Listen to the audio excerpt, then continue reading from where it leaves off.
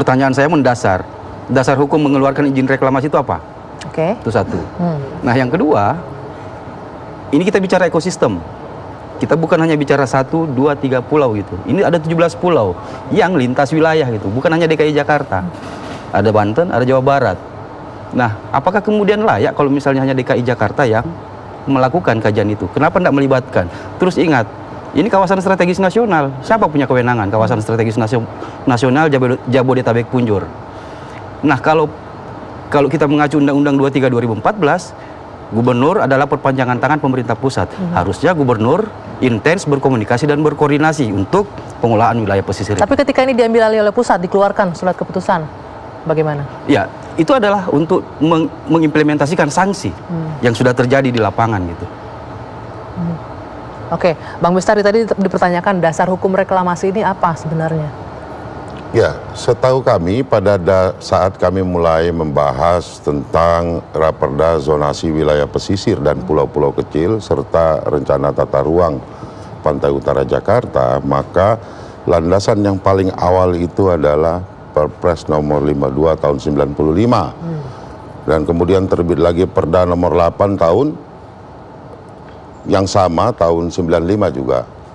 Nah, kemudian berjalan dengan waktu kami mengetahui juga bahwa ada Undang-Undang nomor 26 yang kemudian direvisi menjadi Undang-Undang 27 tahun 2007 juga mengisyaratkan di dalam sana jelas tercantum bahwa apabila hendak mengadakan kegiatan reklamasi maka wajib didahului dengan adanya rencana zonasi wilayah pesisir dan pulau-pulau kecil, dan kemudian juga rencana tata ruang kawasan strategis.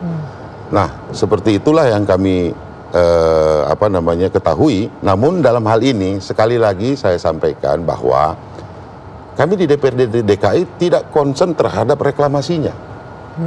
Reklamasi tidak kami bahas sama sekali. Kami hanya membahas tentang zoning daripada Pantai Utara Jakarta dan pulau-pulau kecil.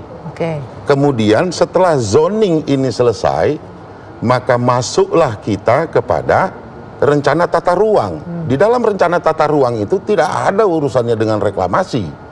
Maka kami membatasi wilayah kerja kami hanya sampai pada tataran membuat rencana tata ruang Pantai Utara Jakarta.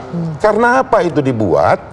Karena memang rencana detail tata ruang kita yang sampai tahun 2030 itu tidak ada mengatur wilayah yang akan timbul oleh karena adanya reklamasi. Jadi ini semacam satu antisipasi yang kita lakukan untuk kemudian ketika nanti sudah ada reklamasi sebagaimana yang sudah berjalan dengan amanah daripada Perpres tersebut, maka seketika sudah ada batasan-batasan ataupun zoning-zoning yang ditetapkan untuk pemanfaatan wilayah tersebut dan pembagiannya.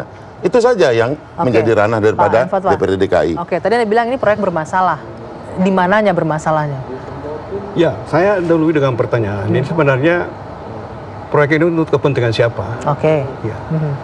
Jadi kalau saya sebagai politisi yang mewakili rakyat, ya, bahwa kita ini merdeka membentuk negara untuk kepentingan siapa? Nah, untuk kepentingan kesejahteraan rakyat. Kekhawatiran Anda apa sehingga mempertanyakan ini untuk siapa proyeknya? Anda melihat untuk siapa memangnya?